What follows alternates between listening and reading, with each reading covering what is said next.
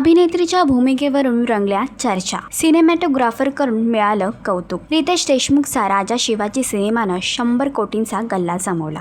सिनेमाने सैराटचाही रेकॉर्ड मोडला। छत्रपती शिवाजी महाराजांच्या भूमिकेत रितेशचंही खूप कौतुक झालं। तर अभिनेत्री भाग्यश्री पटवर्धनने सिनेमात जिजाऊंची भूमिका साकारली। भाग्यश्री रितेशहून फक्त 10 वर्षांनी मोठी आहे, तरीही पडद्यावरती त्यांच्या आईच्या भूमिकेत दिसली। असं असलं तरी तिने ही भूमिका स्वीकारण्यामागचं कारण सांगितलं आहे। नुकत्याच झालेल्या एका मुलाखतीत तिने सांगितलं, लहानपणापासून ऐकत आहात त्यात कथेतील एखादी अशी भूमिका साकारण्याची संधी मिळते तेव्हा नाही म्हणायचा प्रश्नच येत नाही।